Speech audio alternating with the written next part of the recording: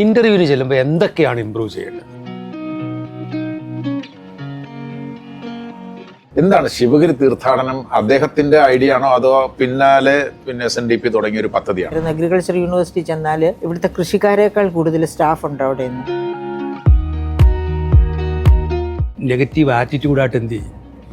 അവരെ കൺസിഡർ ചെയ്യും. അബ്രഹാം ശ്രീനാരായണ ഗുരുവിനെ കുറിച്ച് പറഞ്ഞതിനകത്ത് 5 എന്തുകൊണ്ട് കൃഷി കേരളത്തിൽ ഫെയിലാകുന്നു? പൊതുവെ പേടിയുണ്ട് സാർ. കേരളത്തിൽ ഏറ്റവും സമഗ്രമായി ഒരു PSC പ്ലാറ്റ്ഫോം നടത്തുന്ന മോക്ക് ഇൻ്റർവ്യൂ പ്രോഗ്രാം. യഥാർത്ഥ ഇൻ്റർവ്യൂവിൻ്റെ അനുഭവം, വിദഗ്ധരുടെ വിലയിരുത്തൽ, കൃത്യമായ ഫീഡ്ബാക്ക്. നിങ്ങളെ വിജയത്തിലേക്ക് നയിക്കാൻ PK ലേണിംഗ്സ് പങ്കുവയ്ക്കുന്നു secretarial assistant mock interview programme.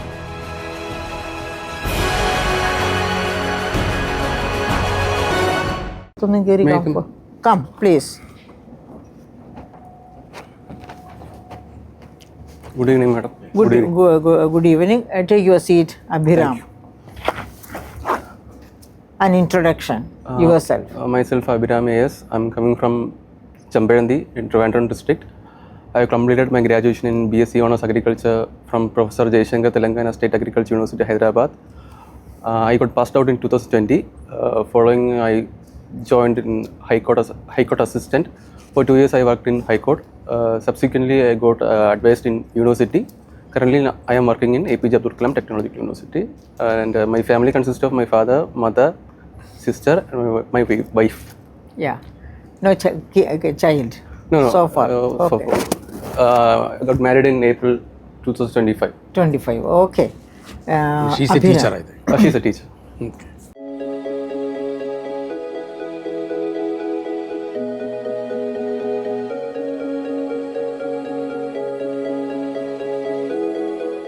Abhiram, you have done in agriculture, Yes, ma'am. isn't it? Kerala agriculture is facing a severe crisis. For example, if you look at rubber, there is crisis. Coconut, there is crisis. That's why coconut productivity has gone down and the prices have skyrocketed this year. At present, price is not that high. Okay. What happened to Kerala agriculture? Madam, as far as my knowledge, agriculture contributes to almost 8% of the Kerala's GSDP. Yeah, whereas as far as the central government is concerned, agriculture contributes 17%. 17%. Okay. Primarily, Kerala was an agrarian economy, but subsequently, service sector got dominated. As far as now, current trend, almost 64% of the state GDP comes from service sector. Service sector. One of the main reasons for declining agricultural productivity is that fragmentation of land. Land is very limited. More than 80% of the farmers in Kerala belongs to small and marginal farmers. Yeah. As fragmentation increases, productivity gradually decreases due to low mechanization and other factors. Primarily, next other reason is most other people are graduated and they are Moving away from migration. Moving away from agriculture and Yeah. they give more preference to white collar jobs rather than going for agriculture. Yeah. And we Keralites have a mentality that agriculture is not suitable for a graduate. So that may be the reasons. That may be the reasons. Okay. And then again, the increase in the wage level. Isn't it a reason for that? Yes, madam. For example, if an agricultural worker, laborer is to be given 1,250 and all, in Wayanad, for example, 800 to 900 is the wage of an agricultural laborer, and he or she is also provided with food. Here, the same work is done for 1,250, but no food is good. Both are the same. അല്ലേ? അവിടെ food കൊടുക്കുന്നു, ഇവിടെ food കൊടുക്കുന്നില്ല, പക്ഷെ ഇവിടെ പൈസ കൂടുതൽ കൊടുക്കുന്നു. അപ്പോൾ ഇത്ര ഹൈ കോസ്റ്റിൽ കൃഷി ചെയ്താൽ കൃഷി ലാഭകരമല്ല. അപ്പോൾ അതിനെഗെയിൻ agriculture university, you have studied in some other university yet agriculture university is also responsible. In what way they are responsible? To raise the productivity of agriculture, agriculture universities have responsibility. Yes. How? Madam, Can I speak in Malayalam?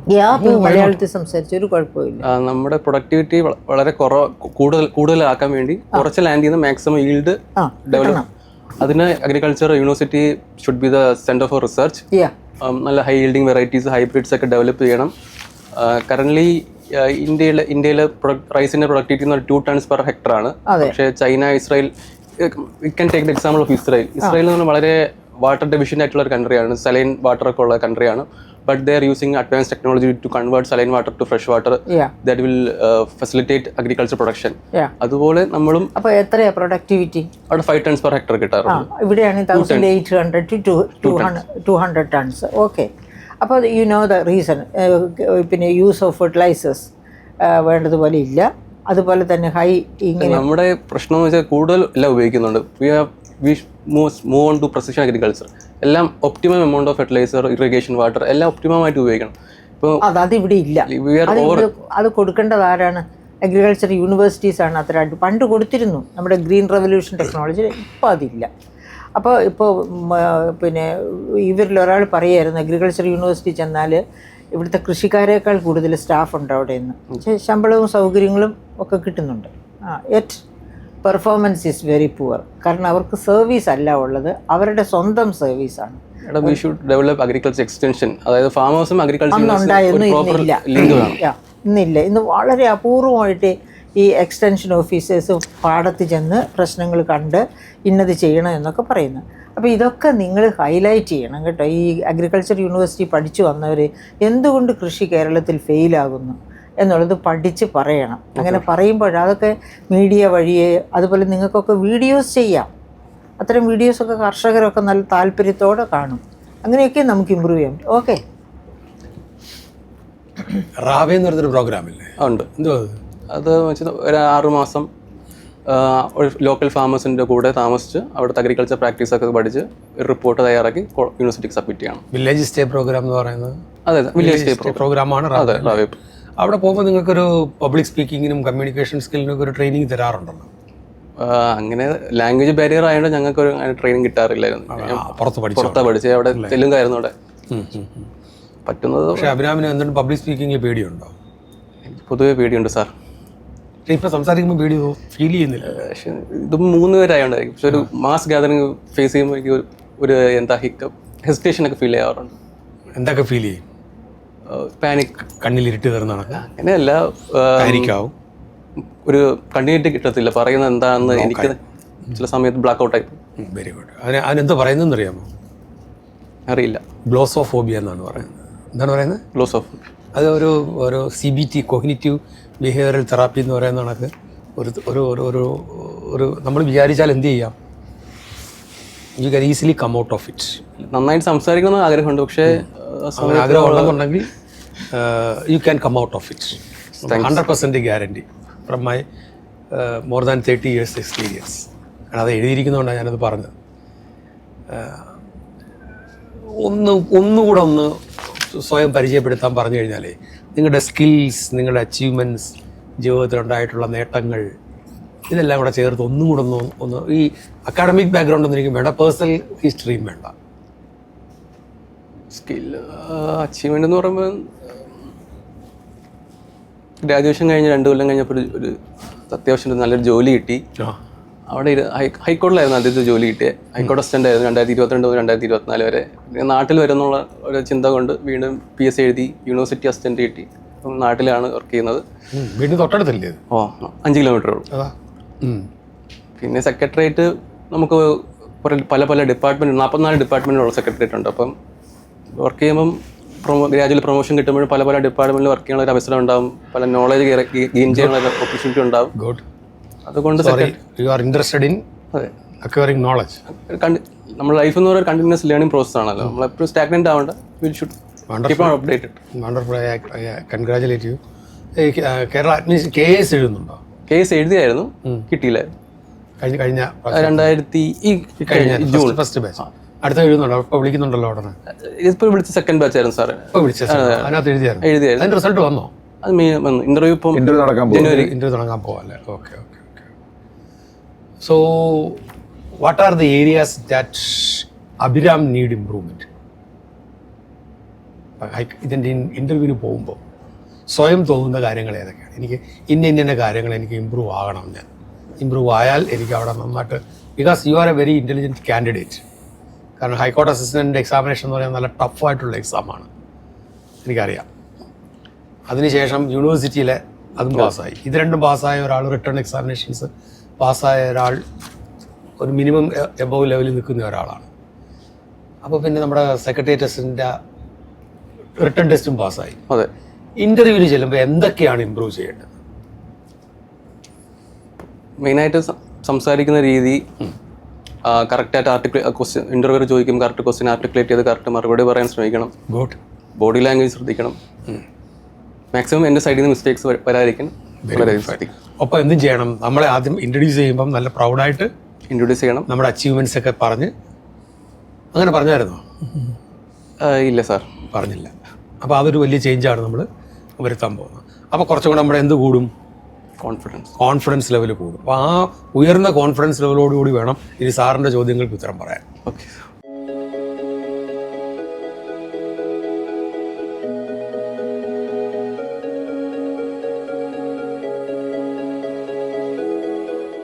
Okay sir. അപ്പോൾ sir ചോദിക്കും. Abhiram, sir Chempazhanthi എന്ന് വരുന്നു. അതെ. സ്വാഭാവിക ചെമ്പഴന്തി എന്ന് വരുന്ന ആളിനോട് ശ്രീനാരായണ ഗുരുവിനെ കുറിച്ച് ചോദിക്കും.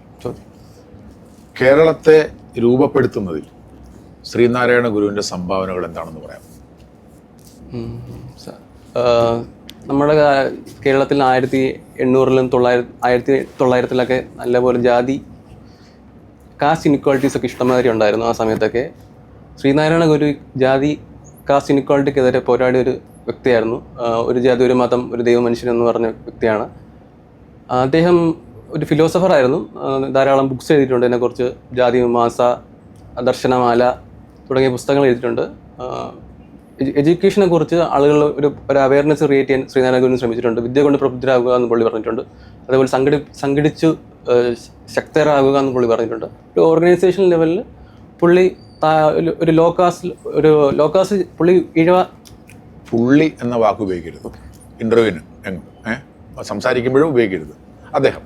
അദ്ദേഹം ഈഴവ കമ്മ്യൂണിറ്റിയുടെ അപ്ലിഫ്റ്റിന് വേണ്ടി ഒരുപാട് പ്രയത്നിച്ച ഒരു വ്യക്തിയായിരുന്നു. എന്താ പ്രയത്നം, എന്താ ഈ പ്രാക്ടിക്കൽ വർക്കുകൾ എന്ത് ചെയ്തു? പുസ്തകങ്ങൾ എല്ലാവർക്കും എഴുതാമല്ലോ, ഉപദേശങ്ങളും കൊടുക്കാമല്ലോ. SNDP ഒരു സംഘടന പുള്ളി അദ്ദേഹം സ്ഥാപിച്ചു 1903-ൽ. അതിന്റെ ആജീവനാന്ത പ്രസിഡന്റ് ആയിരുന്നു അദ്ദേഹം. എന്നിട്ട് അതുവഴി വിദ്യാഭ്യാസവും തുടങ്ങിയ ഫെസിലിറ്റീസ് ഒക്കെ ആ കമ്മ്യൂണിറ്റിക്ക് കൊടുത്തു. അവരെ മുഖ്യധാരയിലോട്ട് എന്ത് മാറ്റങ്ങളുണ്ടായി? നേരത്തെ എന്തായിരുന്നു, പിന്നെന്ത് മാറ്റം ഉണ്ടായി ഇതിലൂടെ? പൊതുവെ ഈഴവ കമ്മ്യൂണിറ്റി ആദ്യമൊക്കെ മീനിയൽ ജോബ്സ് ഒക്കെ ചെയ്തുകൊണ്ടിരുന്ന ഒരു കമ്മ്യൂണിറ്റി ആയിരുന്നു. തെങ്ങേറ്റം, ടോഡി അതൊക്കെ ചെയ്തുകൊണ്ടിരുന്ന കമ്മ്യൂണിറ്റി ആയിരുന്നു. അദ്ദേഹം വിദ്യാഭ്യാസം കൊണ്ടുവന്നതോടെ അവർക്ക് വിദ്യാഭ്യാസം നേടി നല്ല നല്ല ജോലികൾക്ക് കിട്ടി. അങ്ങനെ അവർ ഒരു എക്കണോമിക്കൽ ക്ലിയർ. ഇപ്പോൾ ഈ ശ്രീനാരായണ വർക്കലയിൽ ശിവഗിരി തീർത്ഥാടനം, വാർഷിക ശിവഗിരി തീർത്ഥാടനം കഴിഞ്ഞു. എന്താണ് ശിവഗിരി തീർത്ഥാടനം? അദ്ദേഹത്തിന്റെ ഐഡിയ ആണോ അതോ പിന്നാലെ SNDP തുടങ്ങിയ ഒരു പദ്ധതിയാണോ ശിവഗിരി തീർത്ഥാടനം? മൂലൂർ ശങ്കര പണിക്കർ എന്ന ഒരു വ്യക്തിയുടെ ആശയമായിരുന്നു ശിവഗിരി തീർത്ഥാടനം. ശ്രീനാരായണ ഗുരുവിനകത്ത് റോളൊന്നുമില്ല? റോളുണ്ട്. എന്ത് റോളാണ് ഉള്ളത്? അദ്ദേഹം പറഞ്ഞു ഇങ്ങനെ വർഷത്തിലൊരിക്കൽ എല്ലാവരും ശിവഗിരിയിൽ കൂടണം, ആശയങ്ങൾ പരസ്പരം കൈമാറണം. പിന്നെ മൂലൂർ എന്ന് പറയുന്ന ആളിന്റെ പേര് അദ്ദേഹം ശ്രീനാരായണ ഗുരു സംബന്ധിച്ചാണ് ഈ ശിവഗിരി തീർത്ഥാടനം. ശിവഗിരി തീർത്ഥാടനം തുടങ്ങിയത് പത്തനംതിട്ട ഇലവന്തിട്ടയിൽ നിന്നായിരുന്നു. തുടങ്ങിയത് ഏത് വർഷം എനിക്ക് കൃത്യമായിട്ട് അറിയില്ല. ഇപ്പൊ നടന്ന എത്രാമത്തെ ആണെന്ന് അറിയാമോ? നിങ്ങൾ ചെമ്പഴന്തിയിൽ ഇരിക്കുന്ന ആളല്ലേ? അതിലെ കൂടെ ഒക്കെ അല്ലേ വണ്ടി എല്ലാം പോകുന്നത്? എല്ലാ വണ്ടികളും വരുമല്ലോ ശിവഗിരിയിൽ. ശിവഗിരി ആക്ച്വലി വർക്കലയിലാണ്. പക്ഷെ ശിവഗിരിയിലല്ല, ചെമ്പഴന്തിയിൽ ഈ ശിവഗിരി വരുന്ന ആളുകൾ ചെമ്പഴന്തിയിലും വരുന്നുണ്ടല്ലോ അല്ലേ? വണ്ടികളിൽ ഒരുപാട് വണ്ടികൾ വരുന്നുണ്ട്. അപ്പൊ അവർ കാണുന്നത്, അപ്പൊ അവർ കണ്ടിട്ടൊന്നുമില്ല. കൃത്യമായിട്ട് അറിയില്ല. അപ്പൊ എന്തായിരുന്നു പർപ്പസ്? എന്തായിരുന്നു ഈ ഇങ്ങനെ ഒരു ചുമ്മാതെ വന്ന് പോകലാണോ അതോ മറ്റെന്തെങ്കിലും കോൺക്രീറ്റ് ആക്ഷൻ അല്ലെങ്കിൽ കോൺക്രീറ്റ് ഐഡിയ അതിന്റെ പിന്നിലുണ്ടായിരുന്നോ? എല്ലാവരുടെ ഒരു ഒത്തുകൂടൽ. അത്രേ ഉള്ളൂ? എനിക്ക് അതിനെക്കുറിച്ച് ഡീറ്റെയിൽ ആയിട്ട് അറിയത്തില്ല. അറിയണം. ഓക്കെ, അതിനകത്ത് നമുക്ക് ശ്രീനാരായണ ഗുരുവിനെ അവിടെ വിടാം. ഈ മൂലൂര് ഒരു കവിയല്ലേ, മലയാളം പ്രൊഫസറുമായിരുന്നു അല്ലേ? അദ്ദേഹം ഇപ്പോഴും ഉണ്ടല്ലോ. എനിക്ക് ഉണ്ട്. അദ്ദേഹം കഴിഞ്ഞ വർഷം KPCCയിൽ വന്ന് സംസാരിച്ചത് എനിക്ക് ഓർമ്മയുണ്ട്. അദ്ദേഹമല്ല, ഇദ്ദേഹം പറയുന്നത് അല്ല, വേറെ. മനസ്സിലായി. ഒരു വൈദ്യൻ, ഒരു വൈദ്യരും പിന്നെ ഒരു വൈദ്യനാണ് റൈറ്ററും, ഒരു കൃഷ്ണൻ റൈറ്ററോ സംതിങ് റൈറ്ററും ഒക്കെയാണ്. ഇത് 1928 ശ്രീനാരായണ ഗുരുവിൻ്റെ അടുത്ത് എന്ന് പറഞ്ഞു നമുക്കൊരു വേണം. 1928 അപ്പോൾ അദ്ദേഹം പറഞ്ഞു എന്തിനാ എന്ന് ചോദിച്ചപ്പോൾ അവർക്ക് അറിയത്തില്ല. അപ്പോൾ അദ്ദേഹം പറഞ്ഞു കൃഷി, വ്യവസായം, വിദ്യാഭ്യാസം ഇങ്ങനെയൊക്കെയുള്ള കാര്യങ്ങളെക്കുറിച്ച് ചർച്ചകൾ നടത്തി ആ ചർച്ചകളിൽ ഉരുത്തിരുന്ന് വരുന്ന ആശയങ്ങൾ നിങ്ങൾ വീട്ടിൽ കൊണ്ടുപോയി പകർത്തണം, പ്രയോഗിക്കണം എന്ന് പറഞ്ഞിട്ട് ആ വർഷം അദ്ദേഹം മരിച്ചുപോയി. പക്ഷേ ശ്രീനാരായണ ഗുരു മരിച്ചുപോയി. 1933 പിന്നെ ഈ തീർത്ഥാടനം തുടങ്ങുന്നത്. അതുകൊണ്ട് ഇത്തവണത്തത് 93ാമത്തെ തീർത്ഥാടനം.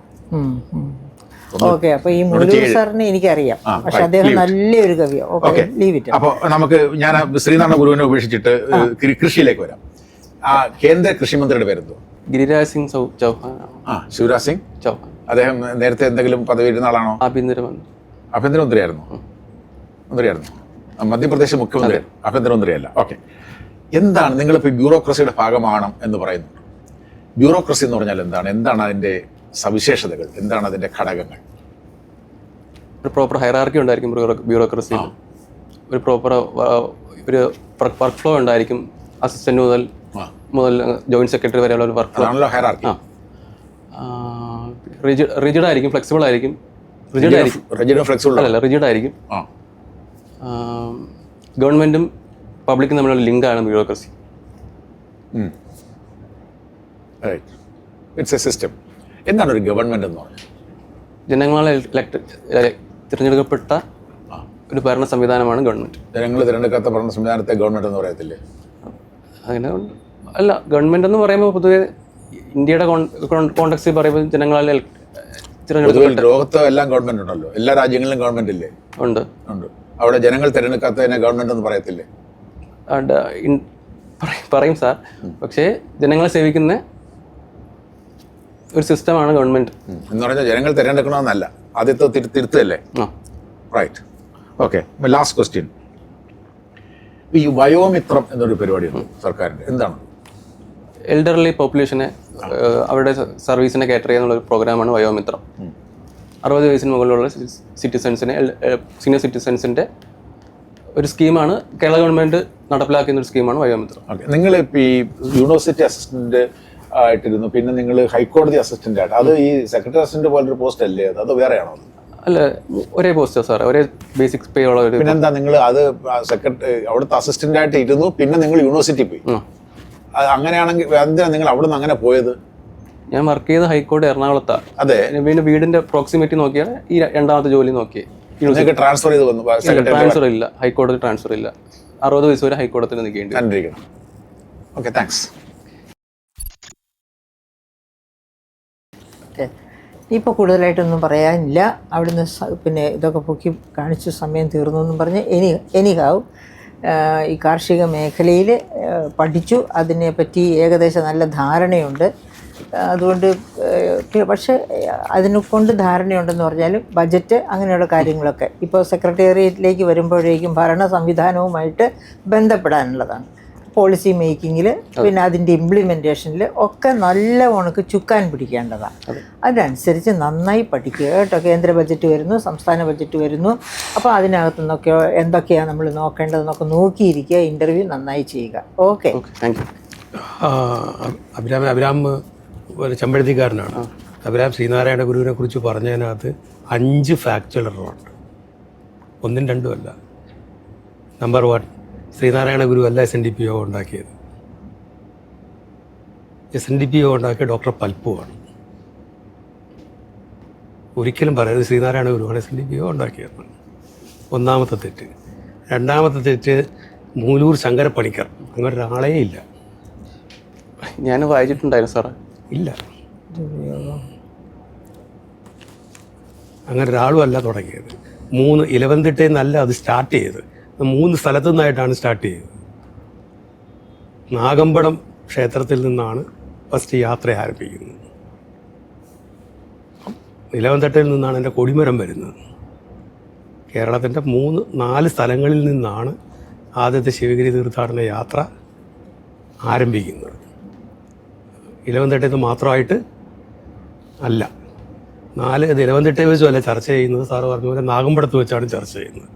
അത് കിട്ടൻ റൈറ്റർ എന്ന് പറയുന്ന ആളാണ് ആദ്യമായിട്ട് ശ്രീനാരായണ ഗുരുവിനോട് ഇതിനെക്കുറിച്ച് അഭിപ്രായം പറയുന്നത്.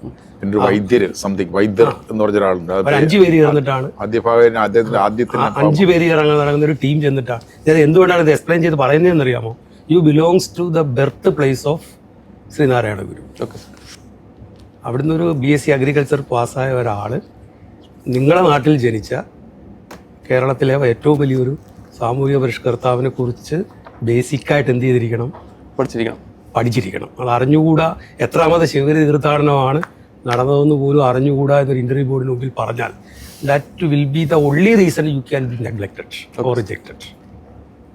ആണ് 5 മിസ്റ്റേക്കുകൾ അതിനകത്ത് വരുത്തിയത്. പക്ഷേ you are a very good communicator. അഗ്രികൾച്ചറിനെ കുറിച്ച് നല്ല ധാരണയുണ്ട്, അതിലെ വിഷയങ്ങളിൽ നല്ല അറിവുണ്ട്. You are having a very good presentation skill also. നല്ല പ്രസൻറ്റേഷൻ സ്കില്ലും ഉണ്ട്. ബട്ട് ഫാക്ച്വൽ എറേഴ്സ് വരാതെ, പിന്നെ സാറ് നേരത്തെ പറഞ്ഞ പോലെ നമ്മൾ ഉപയോഗിക്കുമ്പോൾ ഒഴിവാക്കേണ്ട വാക്കുകൾ, അത് നമ്മളുടെ പലപ്പോഴും ചിലപ്പോൾ ഇൻ്റർവ്യൂ ബോർഡിൽ ഇരിക്കുന്നവർ നമ്മുടെ നെഗറ്റീവ് ആറ്റിറ്റ്യൂഡായിട്ട് എന്ത് ചെയ്യും? കൺസിഡർ ചെയ്യും. റെസ്പെക്റ്റ് ഇല്ലായ്മ, മറ്റുള്ളവരോടുള്ള റെസ്പെക്റ്റ് ഇല്ലായ്മയായിട്ട് കണ്ടാൽ നമുക്ക് ചിലപ്പോൾ എന്തായിട്ട് വരും? നെഗറ്റീവായിട്ട് വരും. ഇത്രയും കാര്യങ്ങൾ ഒഴിവാക്കിയാൽ, ഒന്നും കൂടെ ഒന്ന് പോളിഷ് ചെയ്താൽ you can be a, because you proved yourself. That is good. Congratulation. Thank you. Right, നിങ്ങൾ നന്നായിട്ട് ചെയ്തു. പിന്നെ അഭിറാം, ഈ പറഞ്ഞ നിങ്ങളൊന്ന് ഈ കുറച്ചൊന്ന് ഫ്രഷ് അപ്പ് ചെയ്ത് ഒരു മാസത്തേക്കുള്ള ഒരു പ്രിപ്പറേഷൻ നടത്തിയപ്പോൾ നിങ്ങളുടെ ഒരു സ്വപ്നം പോലെ സെക്രട്ടറിയിൽ വരാൻ പറ്റും. കാരണം നിങ്ങൾക്ക് you have the potential to that. Knowledge ഉണ്ട്, നിങ്ങൾ അഗ്രികൾച്ചറിൻ്റെ ഇത് നിങ്ങൾക്ക് ഉപയോഗിക്കാൻ കഴിയും. Wish you all the very best. Thank you. Right, thank you. Okay, thank you. Thank you sir.